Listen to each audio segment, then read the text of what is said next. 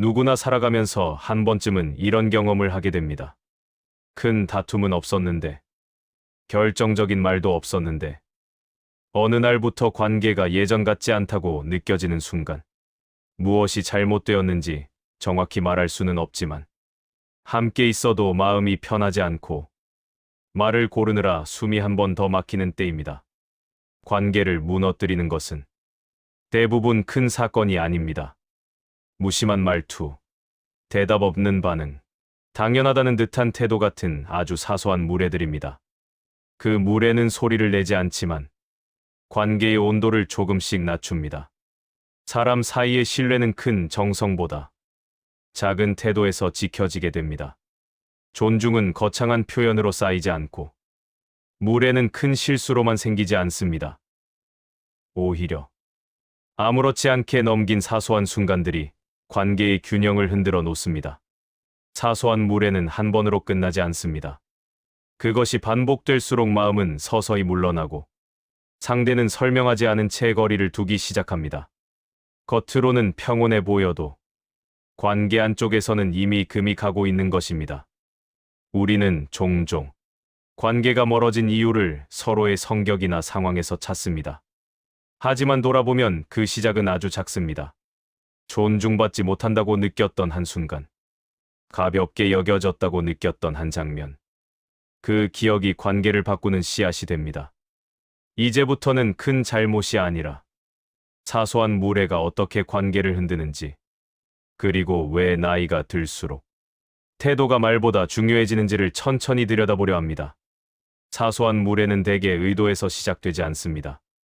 상처를 주려는 마음도 관계를 망치려는 계획도 없이 그저 익숙해진 태도에서 나옵니다. 말을 줄여도 괜찮다고 생각한 순간, 설명하지 않아도 알아줄 것이라 믿은 순간, 그 방심이 무례로 보이기 시작합니다. 사람 사이에서 가장 경계해야 할 것은 악의보다 익숙함입니다.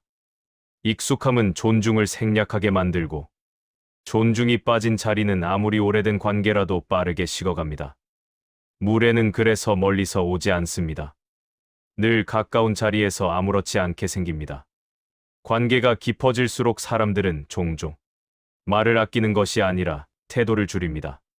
그 줄어든 태도가 상대를 작게 만들고 작아진 마음은 조용히 관계에서 한 발 물러납니다.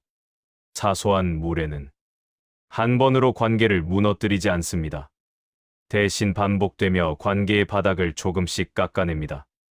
대답을 미루는 태도, 상대의 말을 가볍게 넘기는 습관, 당연하다는 듯한 요구.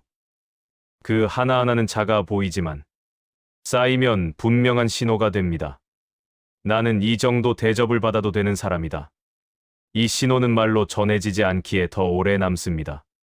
상대는 항의하지 않고 설명도 요구하지 않습니다.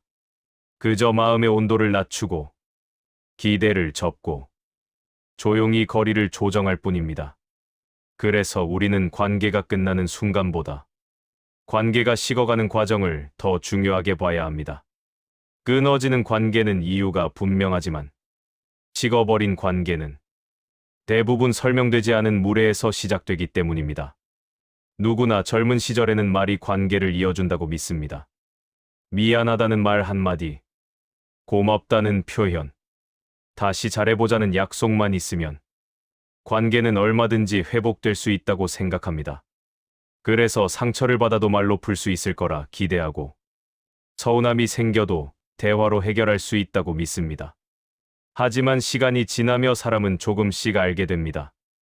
말은 순간을 넘길 수는 있어도 관계를 오래 지켜주지는 못한다는 사실을 말입니다. 기억에 남는 것은 그날 어떤 말을 했느냐보다 그 순간 어떤 태도로 대했는지입니다. 상대의 말을 끊지는 않았는지, 눈을 마주쳤는지, 귀찮다는 기세가 없이 그 시간을 함께 견뎌주었는지, 이런 장면들이 말보다 오래 마음에 남습니다. 왜냐하면 사람의 마음은 말보다 태도의 반복에 반응하기 때문입니다. 한 번의 친절보다 계속되는 배려, 한 번의 사과보다 다음에 보여주는 자세, 그 누적된 태도가 관계의 신뢰를 만들고 그 신뢰가 관계를 버티게 합니다. 나이가 들수록 사람은 말의 화려함보다 태도의 결을 보게 됩니다. 말은 다정한데 늘 급하게 대하는 사람. 표현은 넘치는데 결정적인 순간마다 비켜서는 사람. 이런 관계는 겉으로는 이어져 있어도 마음은 점점 멀어집니다. 말과 태도 사이의 간극은 설명되지 않기 때문에 더 큰 피로를 남깁니다. 그래서 인생의 후반에는 사람들은 더 이상 무례를 설득하려 하지 않습니다. 이해시키려 애쓰지도 않고 왜 그런지 묻지도 않습니다. 대신 조용히 거리를 둡니다. 그 거리두기는 냉정함이 아니라 더 이상 소모되지 않겠다는 선택입니다. 싸우지 않아도 관계는 충분히 정리될 수 있다는 것을 몸으로 알게 되었기 때문입니다. 사소한 무례는 대부분 말로 설명되지 않습니다. 그래서 더 위험합니다. 그럴 의도는 아니었어. 그 정도로 예민할 줄 몰랐어. 이런 말들이 오가는 순간 이미 관계는 설명으로 회복되기 어려운 지점에 와 있습니다. 상처는 의도가 아니라 받아들여진 태도에서 생기기 때문입니다. 관계를 오래 유지하고 싶다면 말을 더 잘하기보다 태도를 더 낮춰야 합니다.